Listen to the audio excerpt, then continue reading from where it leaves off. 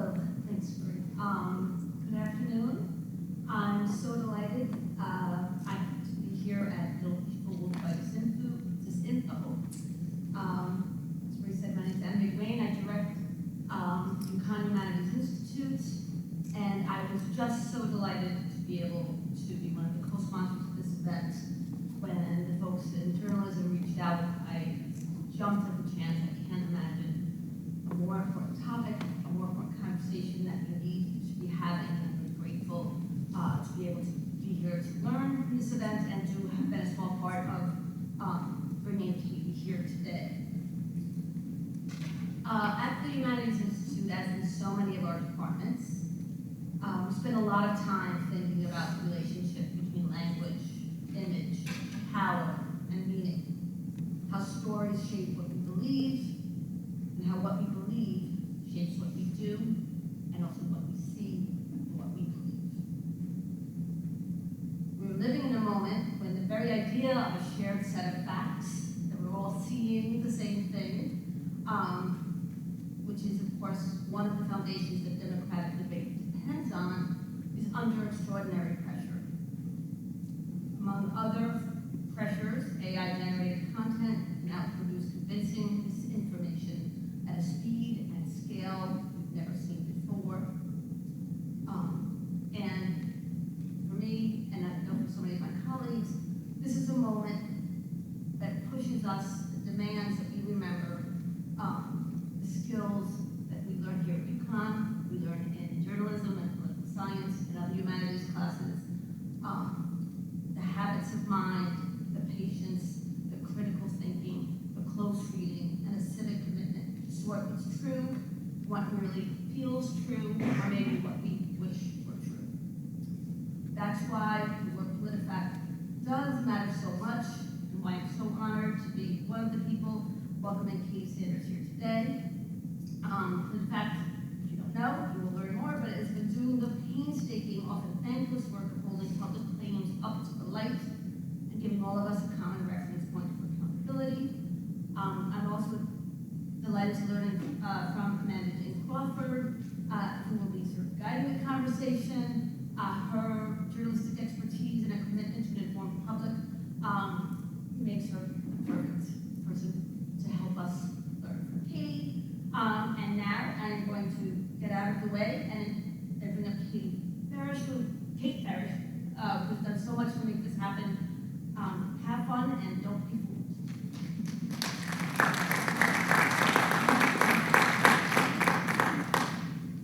Hello, everyone. I'm Kate Parrish, an assistant professor of residence here in the UConn Journalism Department and president of the Connecticut Foundation for Open Government, or CFOG, we like to call it. I am pleased to introduce our guest speaker today. Katie Sanders is editor-in-chief of PolitiFact, a nonprofit fact-checking newsroom that is part of the Poynter Institute for Media Studies in Florida. PolitiFact is known for its truthometer that evaluates the truthfulness of claims made by politicians and circulating on social media. In 2009, this was amazing news, PolitiFact became the first website to win a Pulitzer Prize when it was recognized in the national reporting category for its in-depth coverage then of the 2008 presidential campaign. As part of her role, Katie oversees PolitiFact's partnerships with local and national newsrooms and regularly teaches fact checks techniques to journalists, social media influencers, and students from around the world. She's a past president of the Florida Society of Newspaper Editors and previously worked at the Tampa Bay Times. So we'll welcome Katie in just a second. After a short presentation from Katie, she will be joined in conversation by CFOG board member and associate professor of journalism Amanda J. Crawford. Professor Crawford is a former political reporter for Bloomberg News and other publications who joined our faculty in the journalism department in 2018. Her research focuses on media coverage of mass shootings, misinformation and conspiracy theories, and the role of journalists in our democracy. Her first book on these topics will be published next year by Columbia University Press. welcome Katie.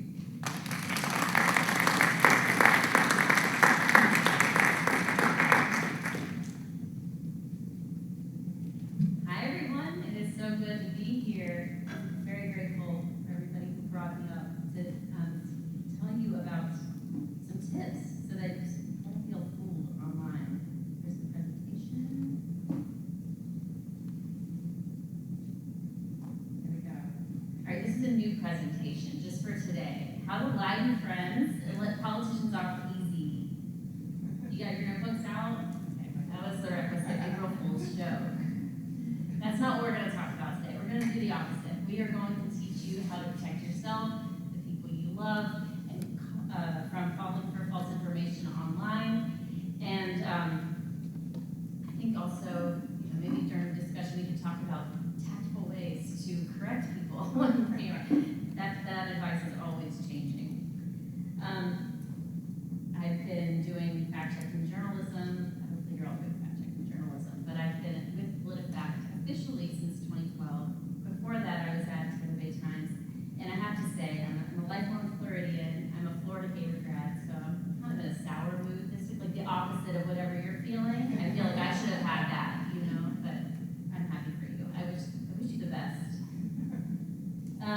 And as Kate mentioned, I love the part of my job that requires me to go out into towns around the country, sometimes around the world, and offer tips on how we do it, kind of revealing our trade secrets, because you can do it, and journalists should be doing this, even if you don't work for PolitiFact.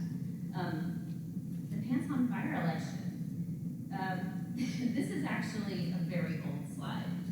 This is from 2016, and that was the year that I first came to Connecticut, and it's also the first time I met Amanda at Western Kentucky University. And so this is a picture that someone took of that presentation, which was called the Pants on Fire election. So it was called at the time, I was a new editor, and I deemed 2016 the worst year for truth ever. And going down memory lane has just been so funny because of that. I didn't know it could get worse. Didn't know the bottom could drop out even more. What happened over the next 10 years. We had COVID-19 spreading a bunch of conspiracy theories and that endangered public health. We had the former president, now current president, insisting he won the 2020 election, which he did not. It's something that is still a running through line in our politics today. There was a war launched in Ukraine based on lies about Ukraine. And last year was 2025. In 2024, we named the rumor that was repeated at a presidential debate that Haitian migrants in Ohio, Springfield, Ohio, were stealing pets and eating them our lie of the year. Last year was not better. There were so many lies. We actually run this annual exercise at PolitiFact called the Lie of the Year. So several of the things I just ticked off in the previous slide were things that we examined at the end of the year as the most significant, impactful political lies of those years. Last year, we ripped up our usual script. We were seeing lies about tariffs, about public health, about immigration. The administration was saying we are prioritizing criminals for deportation. It was very hard to single out one talking point as more impactful, more significant. And not just from the administration, by the way, but we had this onslaught of AI video that was clouding the information ecosystem even more. So we threw out our usual script and just deemed 2025 the year of the lies and a series of essays explaining why lies matter. And lies matter, and calling out lies matters because lies hurt people. Lies have consequences. And so I hope that you leave this conversation feeling more empowered, not to ignore lies, not to tune them out. I understand how that's a defense mechanism so that we no longer feel, sometimes feeling numb to lies is a defense mechanism. But it's very important to stay vigilant and hold on to truth. There's too much lying in our politics. AI slop is distressing. It's blurring all the lines between what's real and what's fake, and it's just getting so good. It's very hard to tell what's real and what's not. Does anybody agree with that? Just a vibe check. Okay, good. This is not a bad news presentation. I have some good news for you. Number one, fact checkers are still here, and that is not something you should take for granted. Journalism jobs are difficult. As I'm sure you've heard, fact checkers have been under attack, but PolitiFact is still going. We have other colleagues in the field, groups like factcheck.org, Lead Stories, New York Times, CNN are still doing fact checks. That's very good news. But you don't have to rely on professional fact checkers to tell you what's real and what's not. That's actually a bad strategy because there's too much that is wrong online, in your social media feeds, and from politicians these days, right? You need to know how to do it yourself, especially if you're a journalist or a journalist in the making. You need to know how to identify that for your readers on any beat that you have, not just politics. So I'm going to show you how to do it. Kate was very kind to mention that PolitiFact won the Pulitzer Prize in 2009. We were started as this newspaper project. It was supposed to be an experiment to cover the 2008 election. And the St. Petersburg Times and the Tampa Bay Times, a group of editors just had an idea. I wasn't there yet, so I'm not taking credit. But a group of editors just had the idea, what if we cover this election differently? What if instead of repeating what he said and she said, we actually just tell voters who got it right and who was wrong, so that people know who's lying to them and they can use that information to make whatever decisions they want. So they came up with this rating system that we call the Truth Meter. They introduced 6 ratings from true, half true, all the way down to pants on fire, our crowd favorite, for the most ridiculous lies. And it was a very successful project, and it quickly became its own growing thing. In 2018, something really important happened. We were acquired by the Poynter Institute.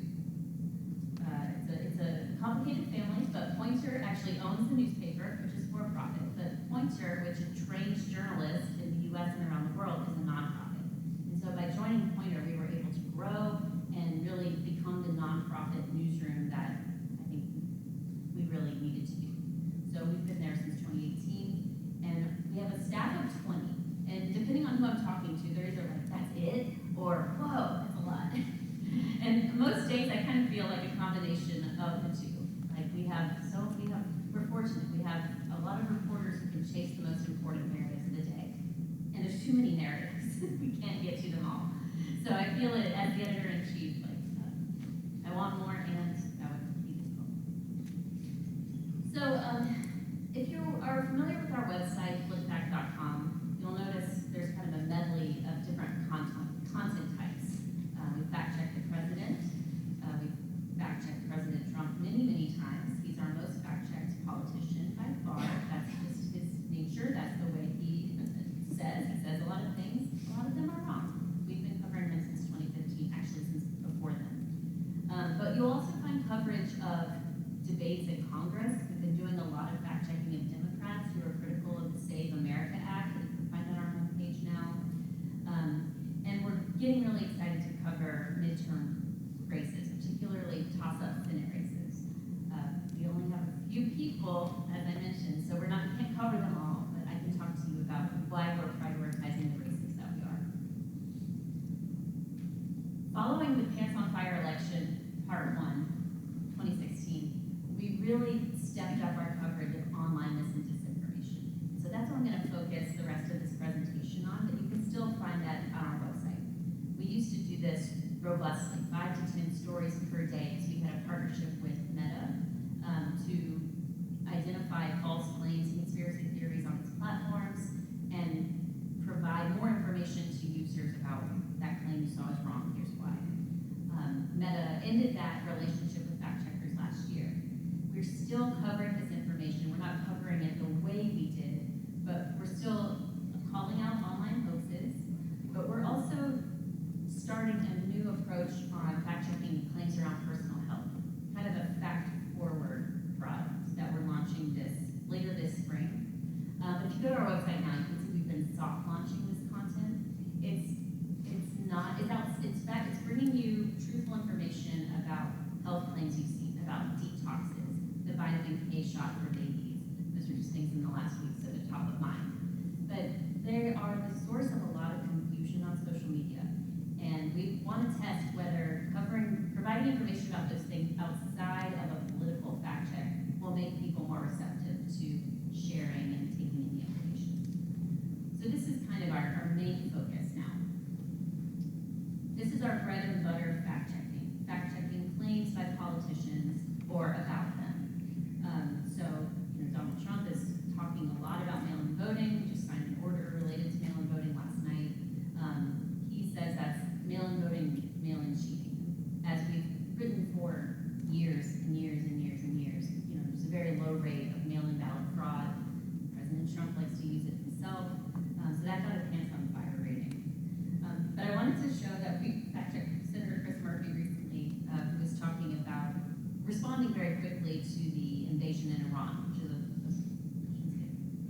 invasion was ignored, but that's been another major point of our coverage for the last month.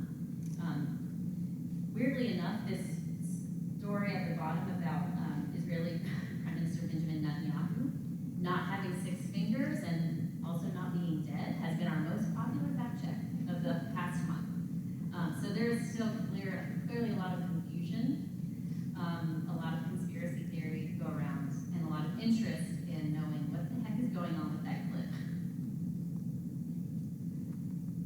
PolitiFact is a very special brand of journalism, and I want to share with you our guiding principles. So this image is something that you'll see at the bottom of every story, which is a list of every source that we consulted, read, or spoke with to come up with our conclusions. We've felt that being transparent about how we know our information, giving readers the tools to recreate their conclusions for themselves, it builds trust. And so the list of sources appears at the bottom of our story, but at the top of our story, we say to readers, see our sources. This is how we know the article that you're about to see. This is how we came to our conclusion. So that's been something important from day one. Nonpartisanship, also, and not negotiable if you're going to work for PolitiFact. We are working in very, very hot partisan times, and so it's very important for us to make sure we're applying equal scrutiny to both sides of the political aisle. We have a, not so fun page on our website, but you can find it. You can find a list of every correction we've made publicly. We think that's important to not just make on individual stories at the bottom of the story, as many news sources do, but we tag them on their own page so that readers can see what we do when we get it wrong. No journalist is perfect. This is what our Truthometer looks like. And there are some things that we do every time we issue a Truthometer rating that I think give them a lot of gut checking and build in a lot of consistency. So we don't just willy-nilly throw out the Truthometer ratings at the end of a story. A reporter doesn't just say, true, or pants on fire. Editors, usually a team of 3, will read a story, have a conversation, usually on Zoom, and debate whether or not this proposed rating is accurate. Each of these ratings has a concise definition that we apply to every fact check that we write about.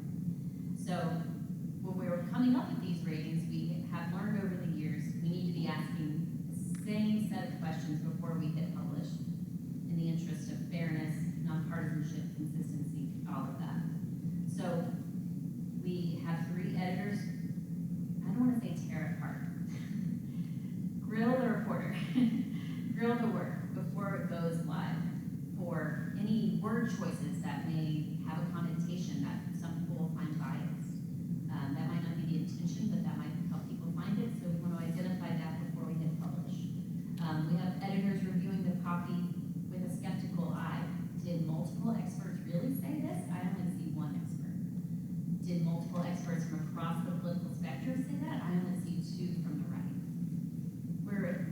Editors should always be asking those kind of questions, but we triple it up to make sure that we are giving this story the best shot we can before it goes into the world. So we call this conversation chambers, which you don't need to remember from this conversation, but I could not tell you.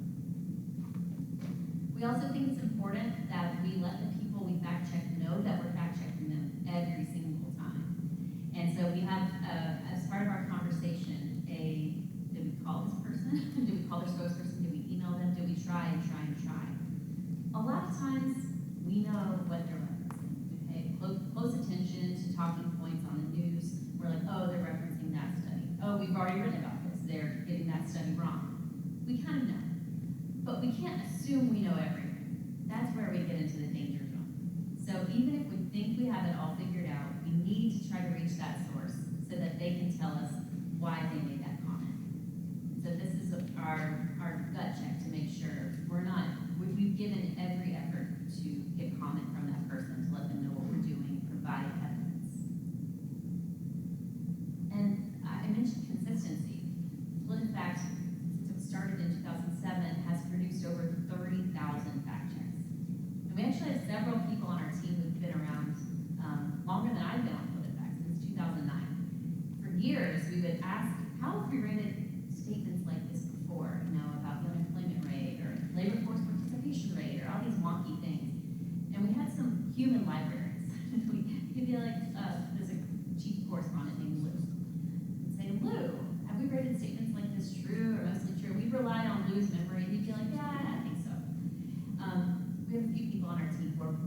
have really good recall.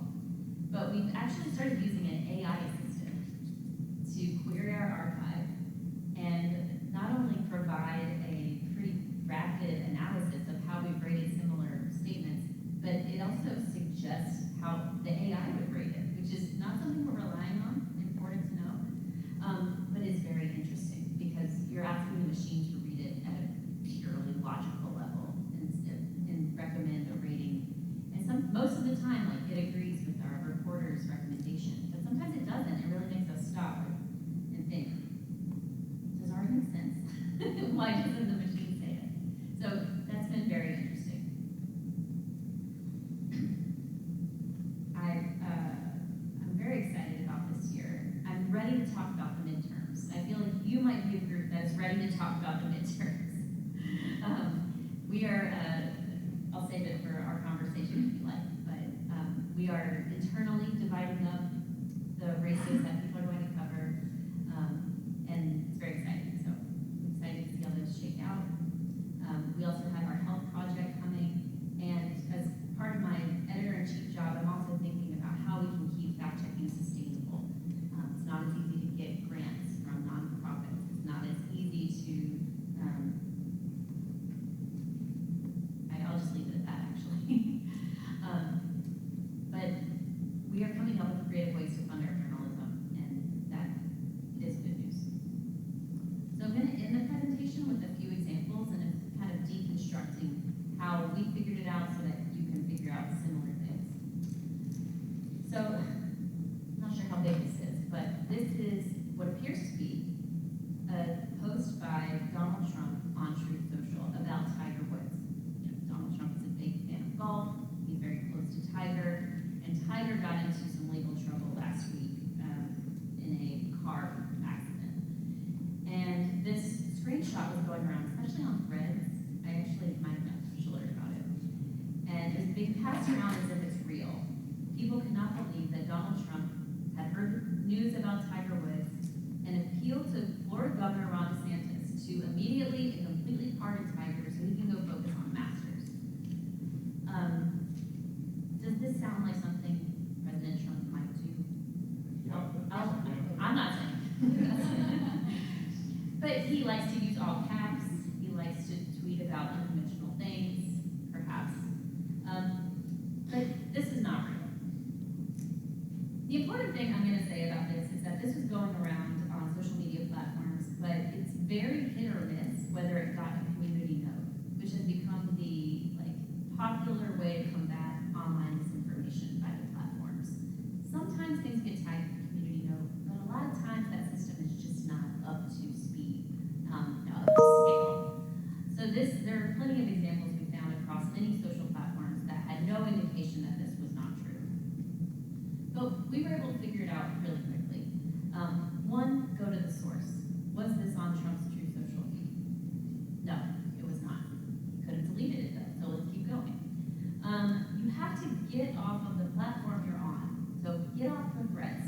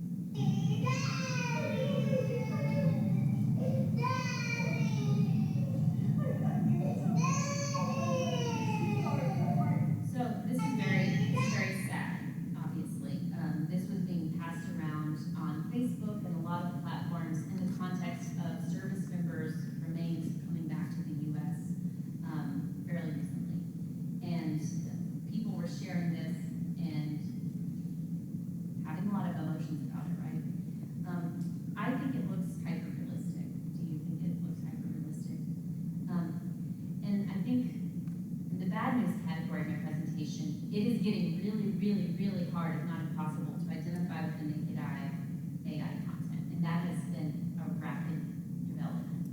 I could not have said that 2 years ago, maybe even a year ago. You know, you'd still have people who'd be like six fingers on the hand, or you know, third eye or something. But that's not happening here. So if you're seeing this kind of content on Reels or Shorts, like how do you figure out, "Oh, this is designed to make me feel something, but I feel manipulated and I don't know why." This is how we figured it out. We were able to run the video through a number of AI detection tools, which can be helpful. They're not perfect, they're getting better. And it came up with a really high confidence level that this was a fake video. So that at least is a signal that this probably isn't legit. We also, as reporters, talked to an expert. And the expert pointed out something interesting, which is that that clip is 10 seconds. And video clips that are 10 to 15 seconds are a sign. That's where a lot of these videos max out.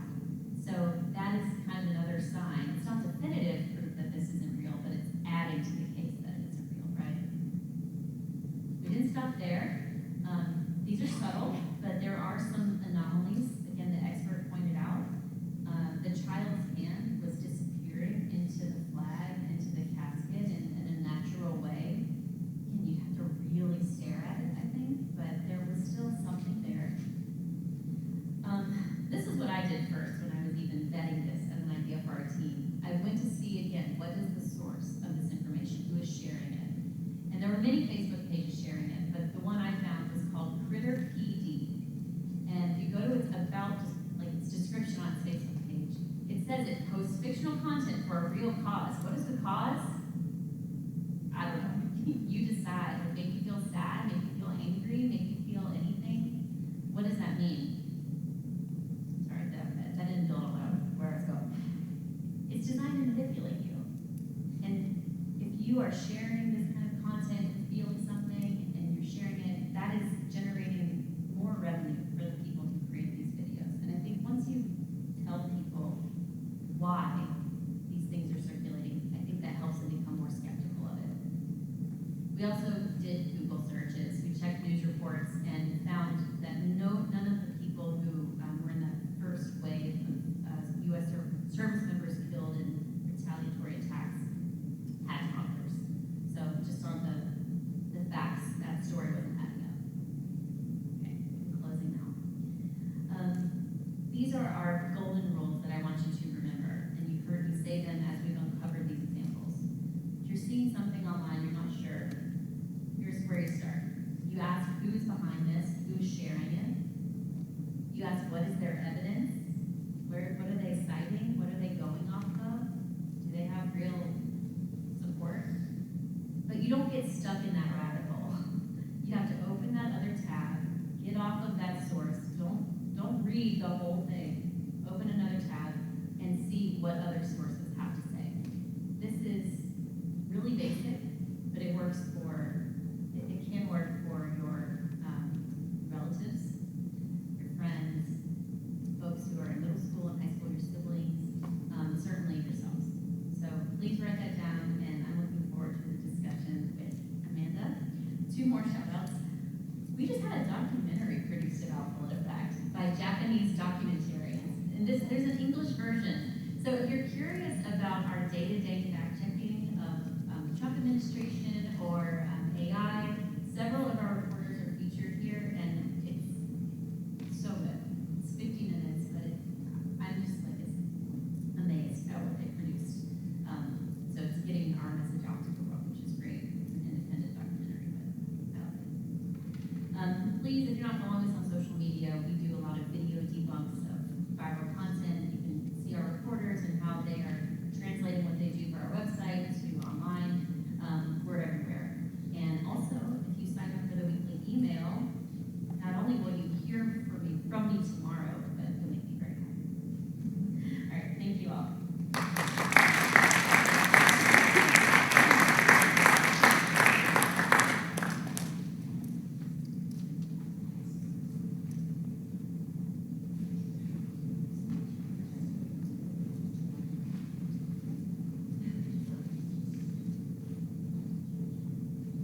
Hi everyone.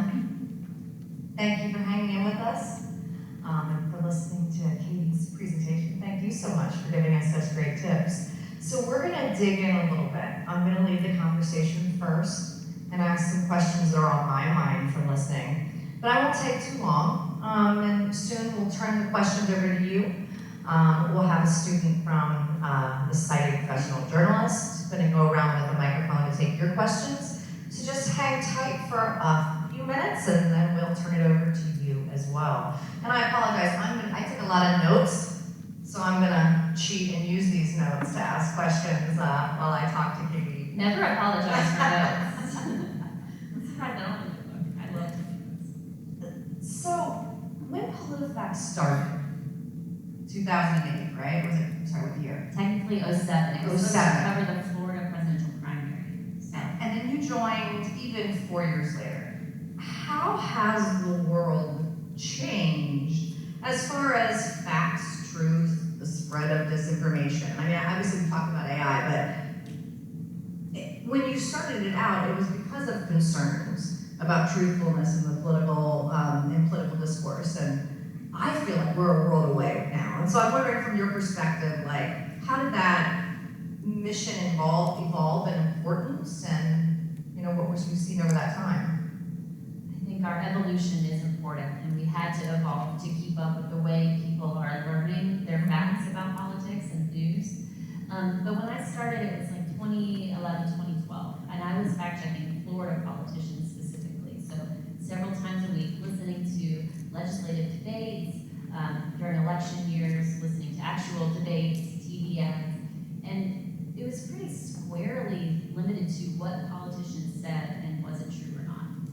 Sometimes we'd hear a funny fact on a show like Glee, I feel like I'm really dating myself now, about the rise of Spanish in schools or dolphins.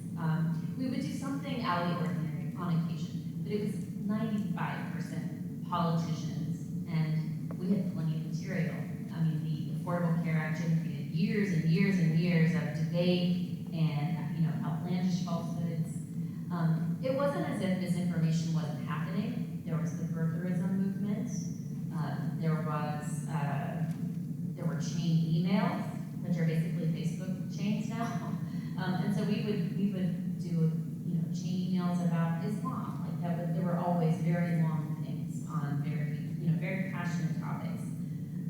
But it really wasn't until that Pants on Fire election, I think, that we started carving out a whole section of our team. I mean, at one point, more people on our team covered online misinformation than politicians. And so that's a huge, huge flip. They did it in a dedicated way. And I think it was necessary because it's just out of control. And so I think in order to be an entity like ours, you have to do it. There's no point in closing your ear to one type of, or one source of misinformation. The lines are just so blurred, from TV influencers to the White House, people seeking office online. It all works together to really be our imperiled information system ecosystem. When PolitiFact started out, was it the pressure of the internet that was really getting us to the world where we needed fact checkers? Was it a change in journalism? I was talking to my students and I was telling them that, I think for most of them that they weren't as engaged with like politics as you and I were, pre-internet or pre-social media, right? Many of you were not alive, pre-internet at least. So, I mean, was it that pressure that you think took us to the space where something like PolitiFact was needed? Or changing values, decline in constant facts from shared media, or? I really think it was one Washington bureau chief who was getting ready to cover another election where he was going to hear the same old BS said by, a multitude of candidates. He was covering political conventions, named Kildare, and he was like, I just can't do it. He was covering, I think, the 2004 convention and was hearing, it's a famous speech and story, but he was just hearing like these attacks, and he was like, this isn't true. I know it's not true, but people are going to write about this because he's yelling the loudest, and he is, making salacious claims, and it just wasn't the style then to say, by the way, they're wrong, or they're misleading, or it's only telling half the story. So PolitiFact wasn't the first fact-checking outlet. Factcheck.org was first in, I think, 2003. You're gonna have to fact check me on that. But they were first, so it wasn't something that hadn't been done, but what PolitiFact did was bring more of a consumer reports kind of feel to it. And so what's interesting is, like, I really admire the bravery of and buy-in of the whole newsroom, because there weren't a lot of standalone internet projects at that time, if you can believe it. And this was a regional newspaper. That was a really respected writer's paper. And so it wasn't the kind of place where, you know, they're launching these like fabulous products, you know, but they launched this product and it wasn't, the stories then were very different. They would be like 3 paragraphs sometimes. They made a claim that George W. Bush was brain dead by Joe Biden, hands on fire. And I just looked back at that story, it's very short. They meant it very, as a literal fact check, that's what Joe Biden said. But I was like, I don't know if I would approve that assignment, you know, because it's just like, it feels more rhetorical. But they were experimenting, and they were creating a new format. And as somebody in the driver's seat now, that's very hard to do. So I admire the chutzpah they had. And I do think that the readership reception to it was how they knew they'd struggled. And we certainly saw a proliferation of fact-checking organizations in the United States, around the world, international fact-checking organizations. Did we hit a peak and are we in a decline on that? Because, you know, you mentioned Meta pulling out of the partnership with PolitiFact. So I'm wondering if you can tell us, like, the, you know, climate for fact-checkers right now, because it did seem like, you know, there was a moment we thought all the platforms are going to fact-check. Yeah. Now none of the platforms are really fact-checking. Last year was a pretty bad year on multiple fronts, not just the Meta decision. But I should back up and say there are 170 outlets that do what PolitiFact does around the world, and we're really inspired to bring what PolitiFact does to their country. You can go to the International Fact Checking Network, which is another pointer project, and map out exactly where that fact checking is happening, but it's happening in more countries than you would think. There's even fact checking of the regime of Iran from an exile in Canada. And so that shows you, like, this is really good stuff. Tomorrow, by the way, April 2nd, is International Fact Checking Day. So if you're curious about this, tomorrow would be a really great time to go to Pointer's website and see, I think, 5 columns, including one from PolitiFact, about the work of fact checkers and where we are right now. And so I'm not trying to hide the bad news. We probably have peaked in 2024. I just think candidly, that was a 2025 with the loss of appetite among social media platforms broadly to fact check content on their platforms. That's big. But Meta still has agreements around the world. And I should be candid and say that the agreements with Meta have really supported a lot of the fact checking, not just of social media content, but of politicians in those countries around the world. So the Meta program that started after the 2016 election, because of the rampant abundance of fake news on the platform, is still in effect for most of the world, just not the US. Wow. But on top of that, a lot of these organizations were receiving grants from USAID or the State Department to promote democracy or promote media literacy in those countries, you know, democratic ideals, because they were working in autocratic, working under those conditions. And so they also lost that funding. So outlets like ours in Africa or Eastern Europe, the Baltics. So there hasn't been this rapid, the good news is there has not been a rapid closure of all these outlets, but I think there have been staff reductions, and a lot of them are, you know, trying to figure out the way forward like we are. And this is a surprise question for you, so I'm not sure if you're going to know the answer to this, they're all surprised. Can international fact checkers come visit the United States right now? It's very technical. I should say, I don't know if they can come work in the United States. We're getting into something bureaucratic that I don't have. I'm not trying to get you facts, but what I was trying to raise with Katie is we have seen some official opposition to fact checkers around the world, and some of that has included from the Trump administration and attempts to bar them from coming to the U.S. at different points. And so I won't make you get into the technicalities of where that stands, because I didn't prep on that either. But what we're seeing is that backlash to fact checking in a lot of ways. Something that should be, truth is not partisan, facts are not partisan. Why are we seeing this kind of backlash? And what are fact checking groups doing to kind of sell their mission, like PolitiFact is? So that State Department policy that you mentioned for certain visas, for people who wanted to come and work in the U.S., I'm going to speak about it broadly. It did not just target journalists who have done fact checking, although that is extremely alarming. It also fact checked like anyone in the industry. So in any industry that touched that kind of work. So it's getting into tech platform employees who touch that kind of trust and safety employees. So why are they doing that?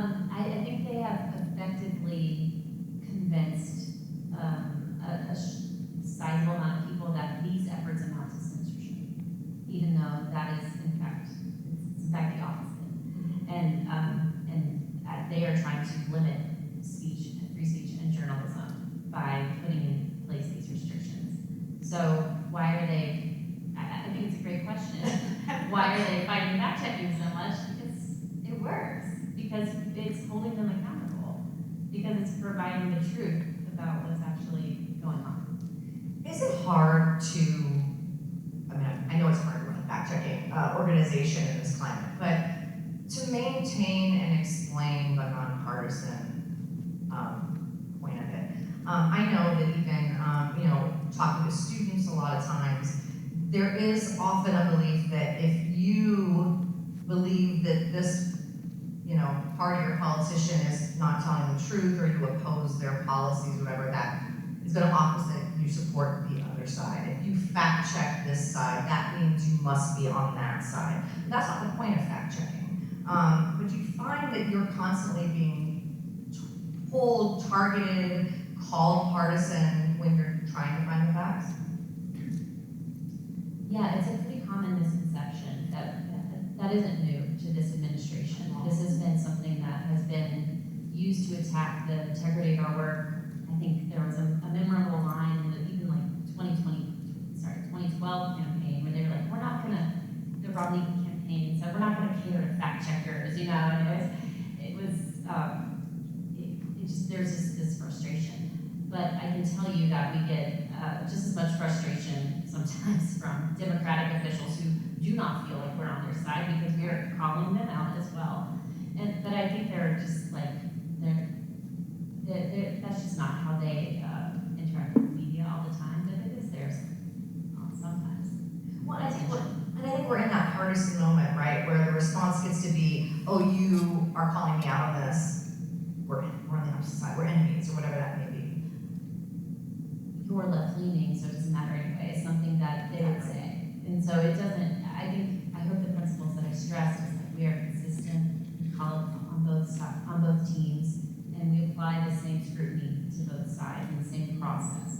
So what I do is try to emphasize, be transparent about our sources and our methodology. Because I think our methodology, once you understand it, once you understand how we list all of our sources, how we do not use anonymous sources, we don't quote anonymous sources in our stories. I think that builds trust because it's different than the way a lot of the mainstream media works, right? And I'm very interested in trust building strategies, and I'm very glad that I inherited a great set of trust building strategies. And so that's the most we can do, is just be vocal about our process. I love all of the transparency of sources at the bottom of stories. I think that we're in a moment where many people don't understand what journalism is, because we are in a partisan moment where everything is seen through this lens of teams, like we're sports teams. It's like rooting for the Huskies when you're a member of a political party, and it shouldn't be. let's not sportsify politics anymore than it already is, but it would have gotten that moment, right? So I think people don't always understand that that is the role of journalism in general, right? Exactly. This isn't a new sentiment. I think if there are any political journalists in the room, it doesn't matter if you're writing for PolitiFact or any outlet. If you're writing about someone that voters like or dislike, they're just going to have a reaction and assume that you're like out to get their candidate if you're writing a negative story. And for me, I'm not an editor who's like, go give me negative stories.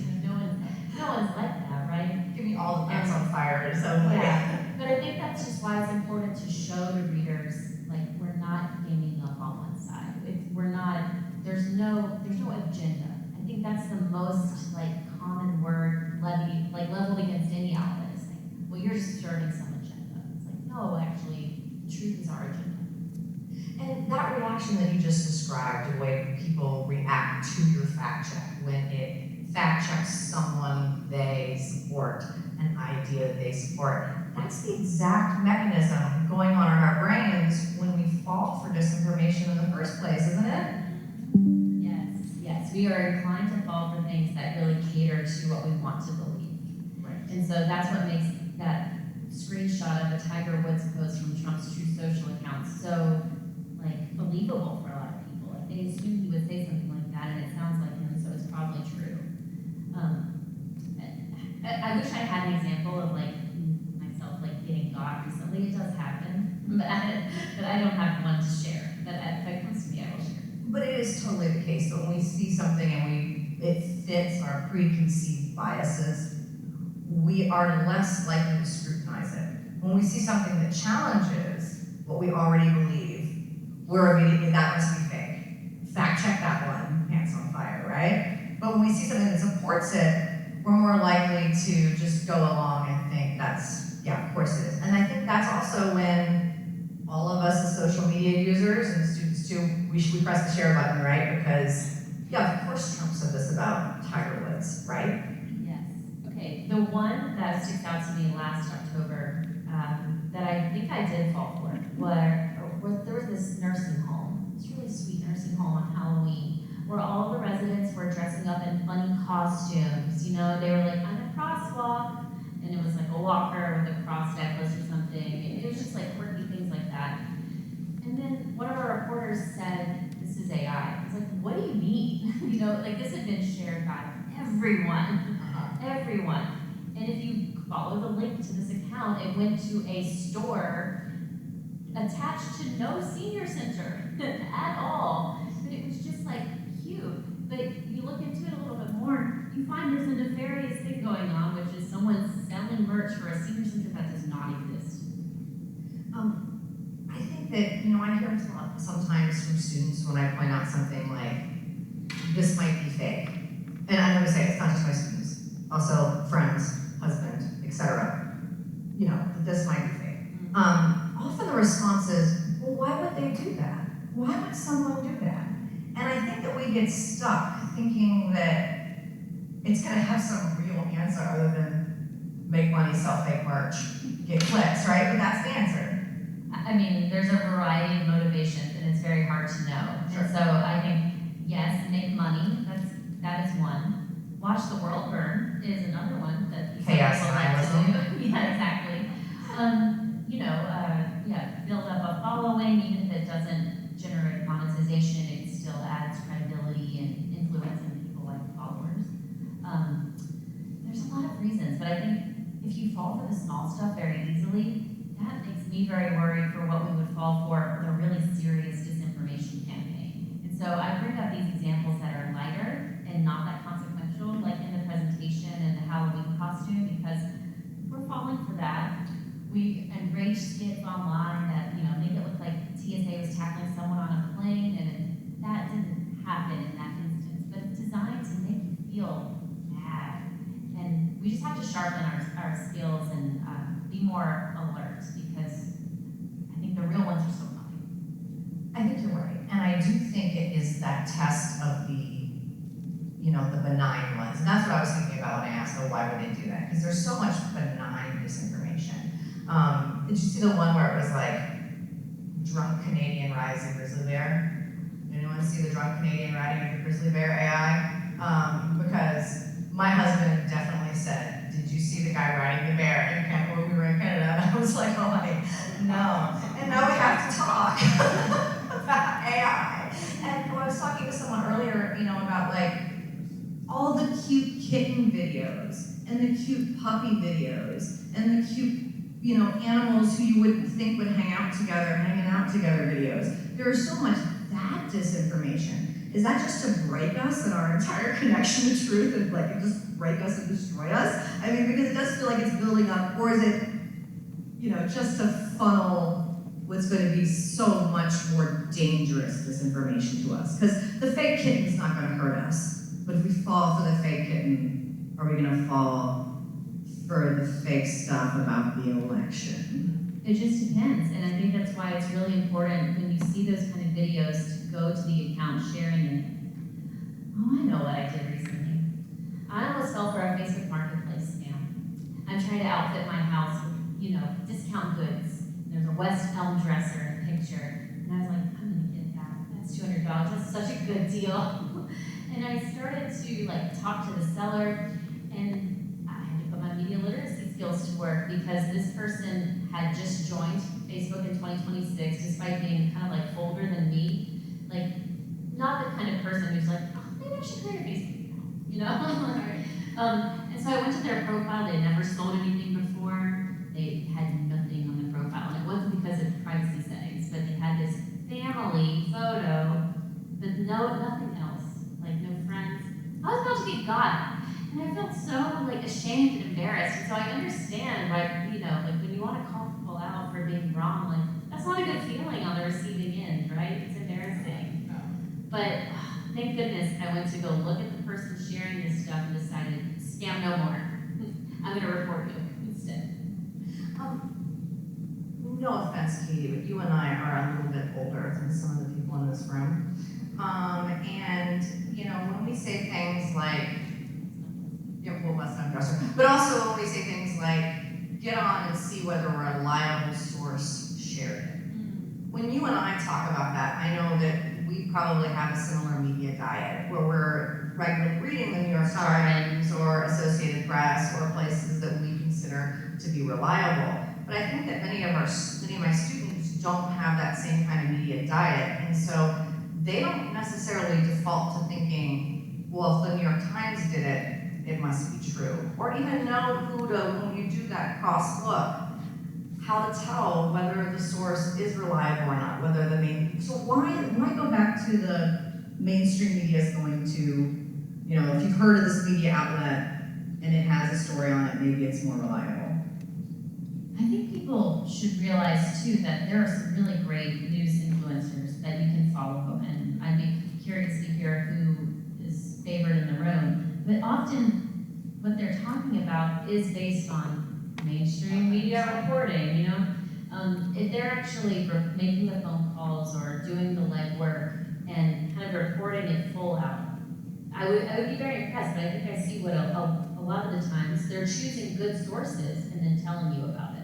Yeah. So I think you can rely or cross-check things with influencers or non-traditional, even certain partisan point of view websites. There are good ones. There are good ones that follow good practices, have good ethics, even if they have a point of view on both sides. But there are a lot of bad ones, and so you just have to see you have to look at the language they're using. Is it what's the word I'm looking for? Overblown, a lot of hyperbole. Is it attributed to anyone or anything, any real people that you could Google and see what their history is? So yeah, I don't need to use jargon about reliable news source. I think it's a good thing to address. Are you fact-checking influencers? Sure, yeah. They have a tremendous, there's an ecosystem. We fact-check, we have a history of fact-checking a lot of blogs that inform the influencers, that inform the people who are resharing that, not to call anyone out, do fact check the influencers, yes. I'd like to see the influencers be transparent about their sources, the way the PolitiFact is, because that is something that I talk to students a lot about, because I don't think they realize that the influencer who's like really you like him, he's affable, he gives you information and you agree with him, is probably just getting up and reading the New York Times that morning. You can read the New York Times too. We're seeing.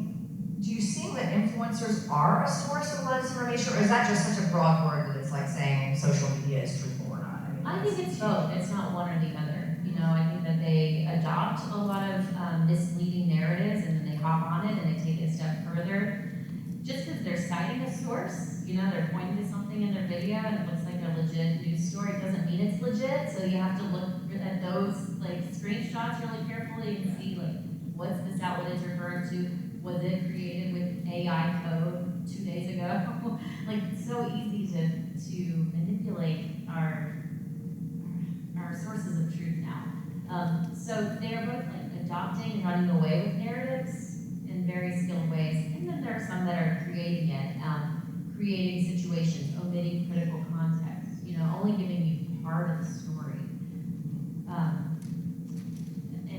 And they get a lot of attention and clicks and revenue from doing it. And not a lot of penalties. In fact, fewer penalties than ever for doing that kind of work.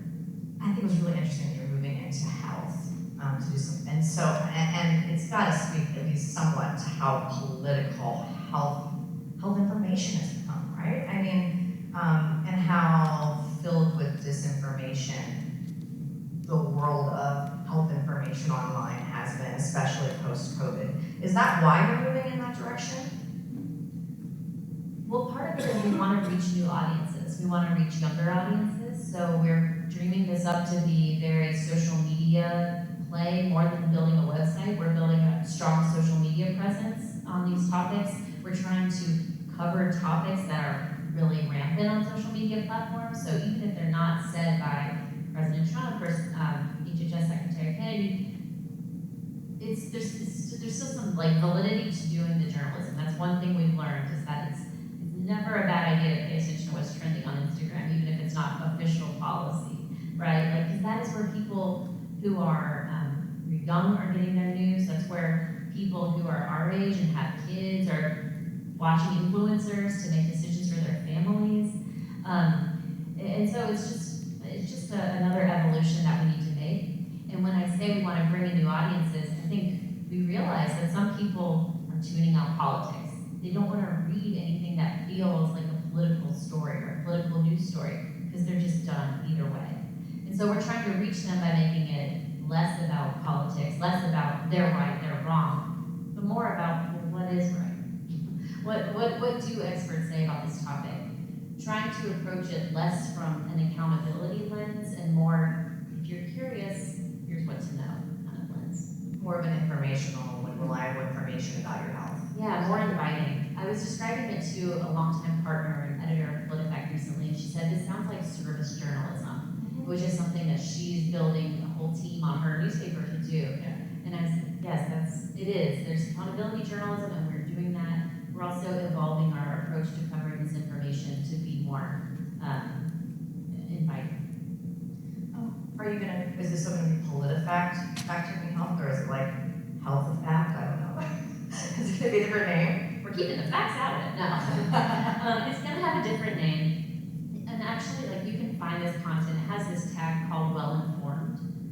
So it has its own standalone page right now. We haven't announced it to the world, but it is something that's happening on our website now. I mean, as a longtime political reporter, I see healthcare as being extraordinarily political, and even the health trends we see online. Certainly, the anti-vax movement, has its start in social media disinformation and information online, and it has directly affected public policy. So even when we think, okay, this is just an influencer telling me how good beef tallow is for my skin, we're actually seeing these trends influence policy. Yes. So it's going from disinformation or maybe not supported health information into the policy and programs of the United States government to some extent. you've got such a good read on it, actually. Because a few weeks ago, we published a story on peptides, which are marketed to folks for get health. And, I don't think we knew that in 2 or 3 weeks' time, there would be something that would be becoming part of our policy. We're glad that we kind of saw what was trending, what was coming, and promoted some helpful journalism ahead of that. So we do have the midterm elections coming up, and as is often the case, the midterms are often a response to national politics, so we will likely see a big influence of, the President, Trump, in a lot of these elections. We'll see it as being a referendum to some extent on what's happening in Congress and in the White House. How are you gearing up for the midterms? I know that there are certain states you're focusing on. Tell us about that. So we want to be covering key races consistently. So doing like 20 or 25 fact checks from certain states, from the heat of the primary through the election. And so to do that, we have to choose early on where we're going to not only like make our mark, but who can we team up with to spread the journalism that we're doing to an existing audience? Because we don't have a footprint in every state like we do in Florida. So this spring we've been talking to different TV news stations in particular. We have a strong partnership with Hearst and Hearst-owned stations. And so we're partnering with Hearst-owned TV stations in Maine, Massachusetts, New Hampshire, and Ohio. And we are looking for new partners in Michigan and Georgia, and potentially some other states, but now I'm signing us up for more work than I have people to do it. But we're excited to, some of those states have not been places where we have covered races before, Massachusetts being one, but being huge. And so the partners there are interested in us covering the Senate race as well as the governor's race. As you look forward to the midterms, or look toward the midterms, what is on your mind as far as like red flags that you expect we're going to see as far as political disinformation and social media hoaxes related to the election?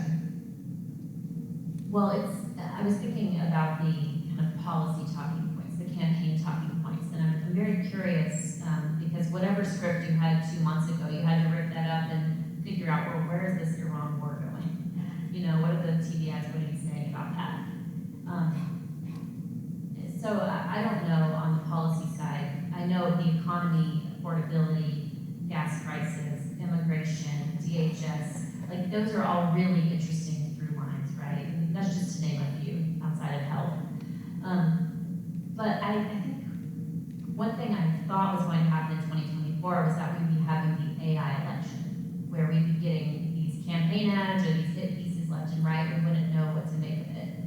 And that didn't happen. And I felt like that was a reflection of the technology just not being that convincing at the time. But I'm really worried this is going to be the AI election because there were so many warning signs. And actually campaigns are already using AI to, in kind of jokey ways that maybe aren't believable, but are highly produced and easy to produce, adopt AI. And there's not a lot of incentive for them not to do that. We've also seen politicians from across the political spectrum being very quick and willing to share AI videos. We certainly saw it with President Trump and his, poop bomber, what would you call it? He was that terrible AI cartoon about the No Kings rally. We saw that come from, be retweeted by the White House. Senator Chris Murphy recently retweeted an AI video that was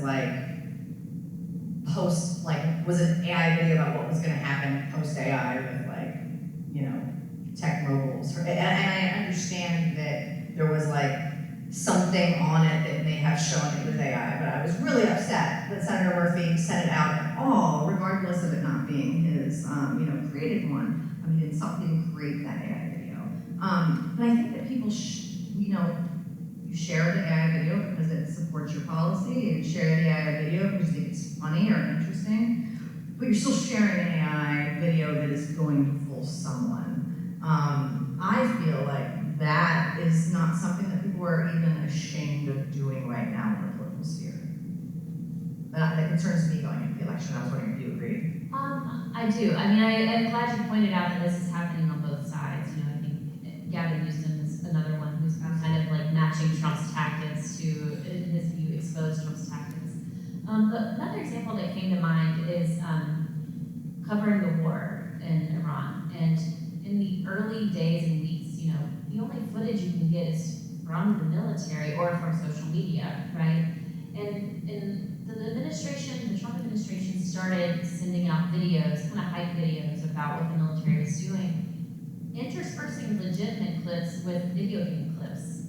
And they really adopted that firmly into their messaging strategy, like this gamification, sportsification of like what's happening in the war. And, you know, I think that is no surprise because it's been a tactic of the presidents the last year. They're adopting AI in these unconventional, you know, kind of trolly ways, right? I know that there's a portion of the states that loves it, and I think that, you know, with the Murphy tweet, there's this sense of like, is this just being normalized? Is it outrageous one day, but honestly, they're kind of testing the voters to see how angry they really will be, right? And so I think that the voter sentiment toward it will be key.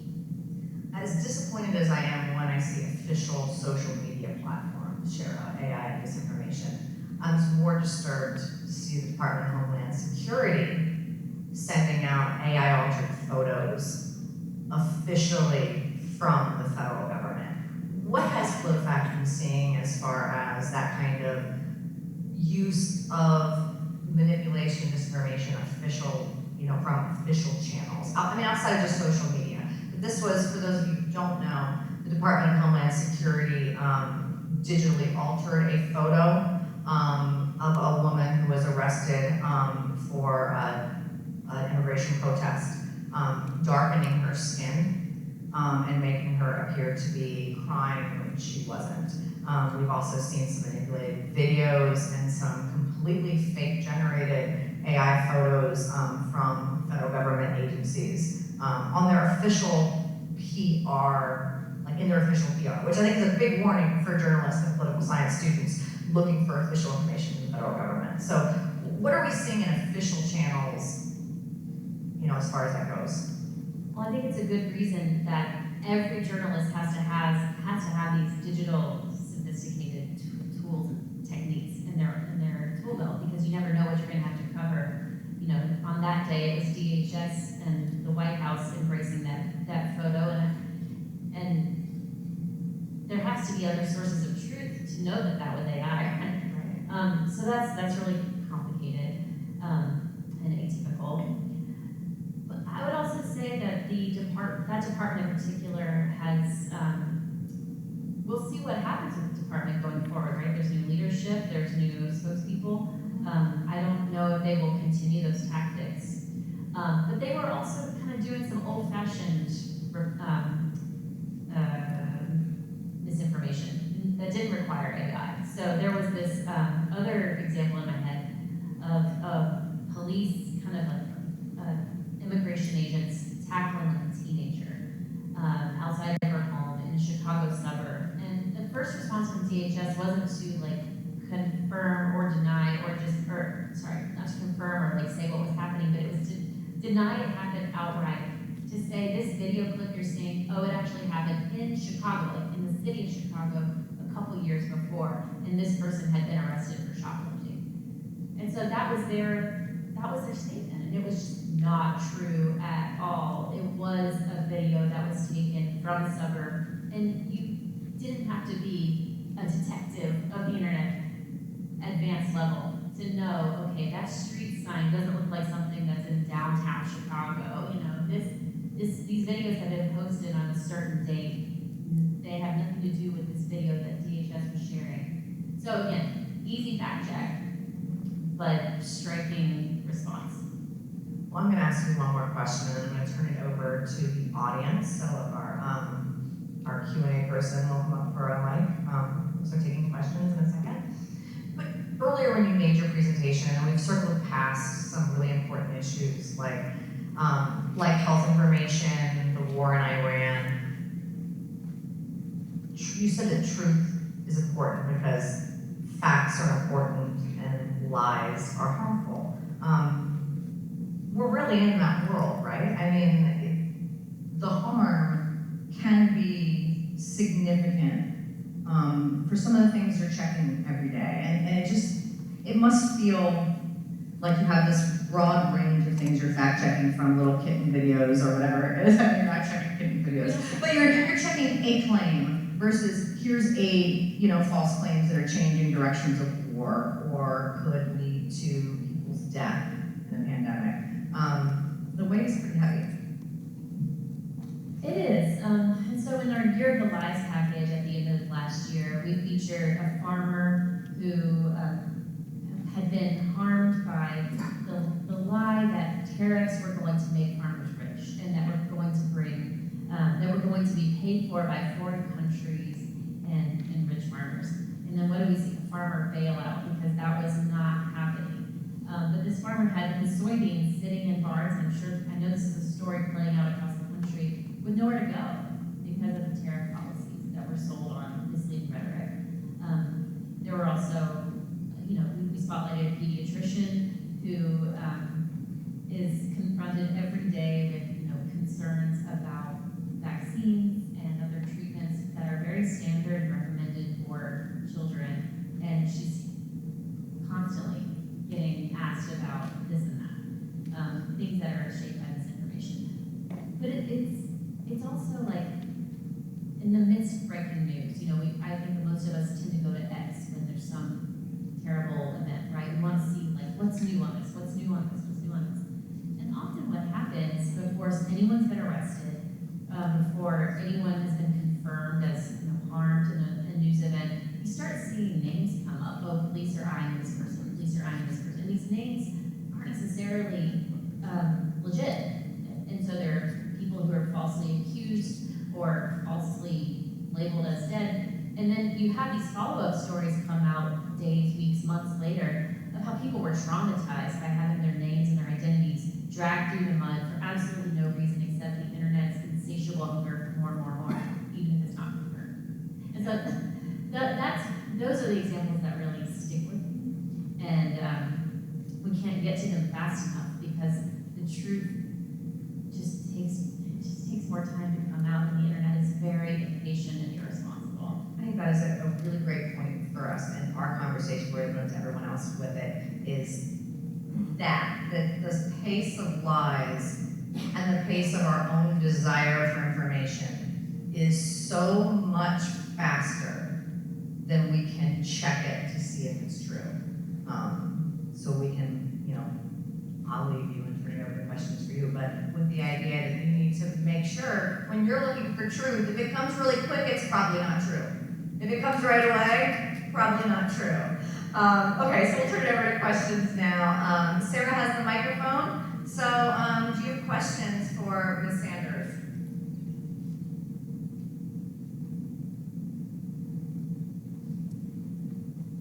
Thank you both for this amazing conversation. Thank you, Katie, for coming. Thank you, Amanda, for having this hosting. I'll tell a quick story about fact checking.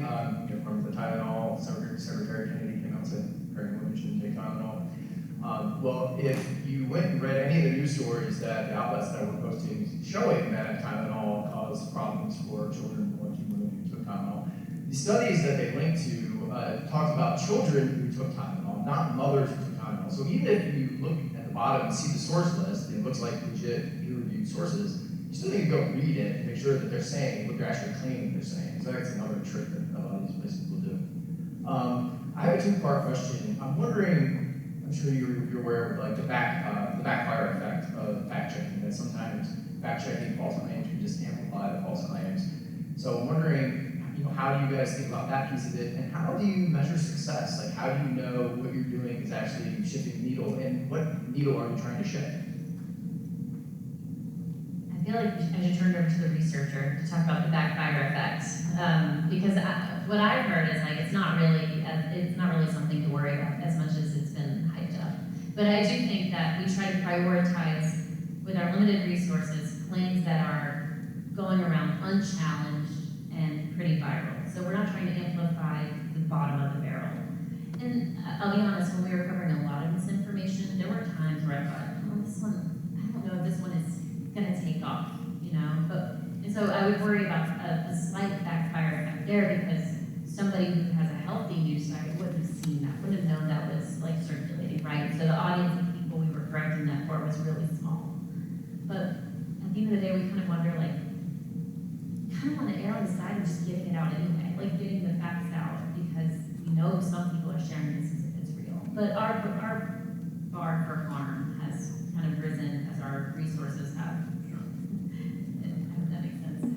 But you mentioned like shifting a needle. I mean, that's really hard to define, and I don't know if even once we produce our fact checks, and again, they're actually pretty well read, we're never going to outperform the virality of that initial read with the lie. I should say never, because sometimes things are like widely condemned, but it often takes the work of more than just one outlet to expose that and for people to believe it. What I would say is we're very motivated by our readers and our donors who will respond to a certain fact check and say, thank you for doing that. And journalists in the room know, like, you don't often get a lot of like, great jobs. You tend to hear from people who didn't like your findings, didn't like your work. And that's fine, people are busy. But when we hear like, yes, I have been, or we see Instagram comments where people are like, thank you, my mom was sharing that, she wouldn't listen to me, you explained how it's wrong. I think that to me is my needle. That's sometimes all I need. I'll just briefly say the thing on the backfire effect, and that is that journalists and social media users should be concerned about amplifying something to a new audience. That is the line we should be concerned about. So if it's already widely out there, if the President of the United States is saying it, if an elected congressperson is saying, yeah, that fact check is important to do. In my research, I have seen where obscure conspiracy theories, obscure like dark web, they're like hidden, like they're not out there on the mainstream platforms, have been actively debunked by media outlets and therefore spread to new audiences. That world has changed a bit, to your point, but for me, what I would advise journalists and those using social media is don't amplify something that's not already going around, because even if it's you going, this is wrong, you have shared it to new audiences, you've given it a hit, you've given it traction, because remember that the only thing the platforms are engaging with is engagement. That's the only thing that matters. So if you can be engaging it with this is angry, it's wrong, it's not true, but you shared it, you looked at it, you commented. The second you do that, you've given it traction. So that's where I would be careful. And I'll turn it back over to Katie, Sarah, for our next question. Obviously, the landscape, the world, and media has changed since PolitiFact started, and we have more than ever confirmation bias, alternate facts, that kind of world. Have you changed the way you approach stories or the way you even write them, the language? I know a lot of people don't like to be told they're wrong, so I don't know if you maybe modeled the language a little bit different over the years? That's a great question. I think when we were writing our fact checks of content that was going viral on Facebook, some of it was so outlandish, and so we had very fun writers who like to write fun leads, and it almost had the can you believe this is going around online? Don't fall for it. It's very meant for one audience, the audience that wants to know this is happening, but wouldn't have known if you hadn't told them, but they like to read our pants on fires. That's what that was written for. But what we had to think about after doing that for a while was the people who are actually clicking this link because they were sharing this or they saw it on Facebook are coming to our site and reading this story, and it could read like it's making fun of them. And that's, once we had that click, we were like, oh no, that's not good. we just try to be more straightforward, more direct. Never want to make people feel, judged or ashamed or bad, right? We just want to let them know that this isn't true, and here's why. And I think some of that response is still informing our reporting, especially with this new approach on covered film.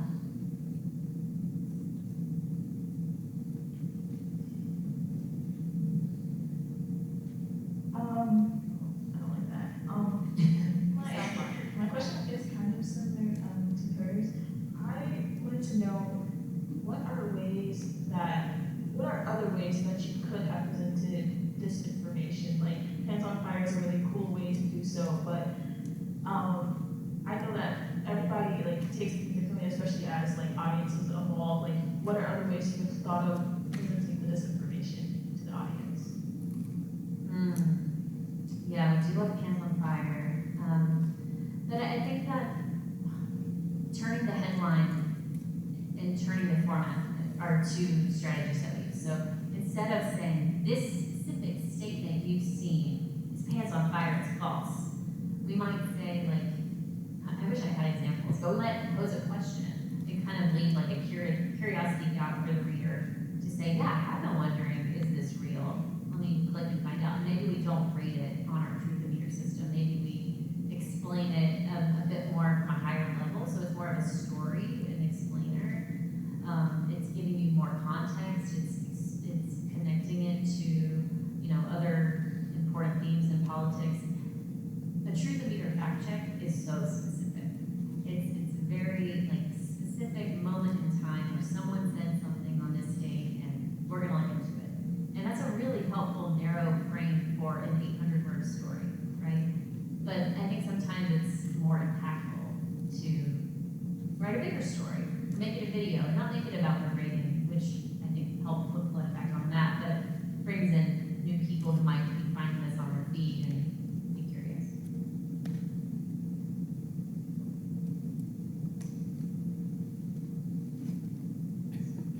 I have a question about what you do when there are people that, even when you present them with fact checks, that they just don't accept it. I've seen clips of people, especially with the very secular, not sect, the MAGA sect, where no matter what is presented to them, they have an entirely alternative set of facts. And with I wonder if you think of the 20 people working for PolitiFact this small, there's no way for you to effectively counter what anyone could do from anywhere in the world or bots could do in terms of disinformation intentionally. So I was wondering if there is any work that you guys do to target those people, or if you're instead looking more towards, I guess, what is considered the voter that can be seen or can be flipped. Yeah, that's a good point.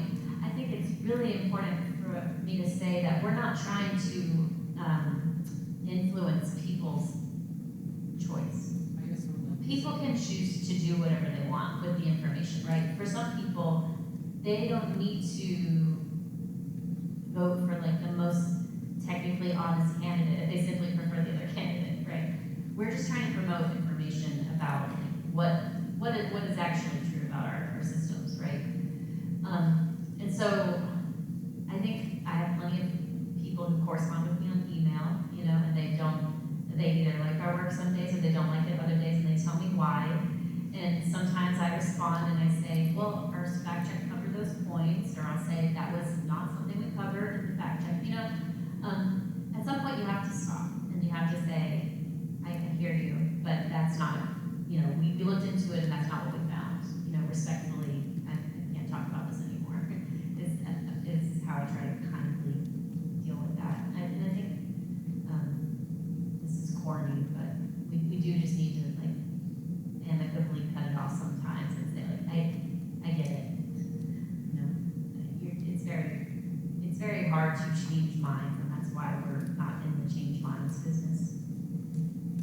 I think that writing on on something that I've seen other debunking sites hit on, which is there is a certain proportion of the population that's open to facts, and there's probably always a section that is not. And yeah, journalists, fact checkers are speaking to people who are in some kind of reality appreciation mode, I'll say. But there probably are those people that fact checks aren't going to reach, that really believe every conspiracy theory of, Earth being flat and whatever else we can come up with. They want to. They want to believe that. That's their choice too. Choice not to care about the truth. I think we might have time for one more question. Thank you. Katie, the posting by Donald Trump that you used as an illustration that was fake, Yes. that raised, right after that, you both raised a very good point, which was that people say to themselves, well, why would somebody falsify this? And I looked at that post, there were many elements of it that made me ready to believe that it was from Donald Trump. And I won't go into his character or other people's political inclinations, but I could see someone bringing it to me and me saying, oh my goodness, I can't believe this, but I did believe it. What would you say somebody's motivation was? We don't know who posted that, right? I don't think we got into that in the fact check. Well, let's say we don't. I mean, Yeah. what would you say, if I brought that to you, what would you say would be a reason to think that somebody construed that very authentic and convincing fake? Probably a few motivations. So perhaps monetization, perhaps. But I think just chipping away at his image, his reputation, right? That kind of thing by itself, gestures to tweet that is not on the screen, but that kind of thing is not going to, change anyone's mind about Donald Trump, but it does kind of galvanize opposition, right? And so I think that could be part of the motivation to pump that out as soon as the Tiger Woods news hits, right? Because it sounds believable to people. But I also wouldn't be surprised if someone was like, I'm gonna make a Trump tweet. Like, I really think it's that simple sometimes. Just having fun. And then they're like, oh, it went viral, I do think a lot of it's just that. It's the I don't care and I can. We look for why too much, right? And people are just like, why all these? If you're on Facebook, there's so many sites that sell that the whole profiles now are like giving you little history lessons, and half of them are AI written and wrong, and they're completely benign, and they might be about someone who really is interesting historically. That doesn't mean that post is true. It's they can. One more question, and then we'll have some time for reception. I'll encourage all of you to eat cookies, eat vegetables, drink lemonade or whatever's over there before you leave. Okay, so I'm one of those political aggregation influencers you're talking about, and I'm wondering how I can do that in a responsible way, just kind of not misinforming the public, and how many sources I should have, or if I should put them in the video, just kind of general information. Well, good for you. Can I just throw it back to you? Like, what are you trying to build? Why do you want people to come to you? I'm trying to build independent media platform, obviously, but trying to kind of pivot young people back to the left because they kind of are kind of going far right, at least on most social media platforms. So is your goal to highlight the reporting that you're seeing, or is it to generate your own reporting? I've been doing documentary work down in Minneapolis and doing stuff like that, but most of my content's aggregation articles that I read from the internet. Well, I would say for anybody in your shoes, and thanks for introducing yourself, I think knowing reputable sources, even if they don't always agree with you, shows your audience that you're willing to hear the other side, you're aware of the critiques on the other side, and you're not just there to be a cheerleader who turns a blind eye to nuance, right? I think it's really important for influencers to embrace that word nuance.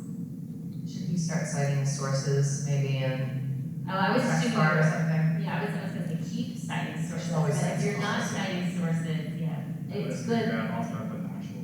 Put them in the comments, but, put them in the description of your video, that's something that, we do sometimes, we don't wanna make the, video description super long, but, you don't have to gum up the tech script by like this 2024 CDC report that's public, you can keep it concise, but do give people more to chew on. Thank you so much. Well, thank you all very much for joining us today. Katie and I and everyone else will be around here for a little bit, so if you have more questions for Katie, I'm sure she'd be okay with you coming to introduce yourself to her. Please help yourself to the reception before you go. Thank you very much, all of you, for joining us.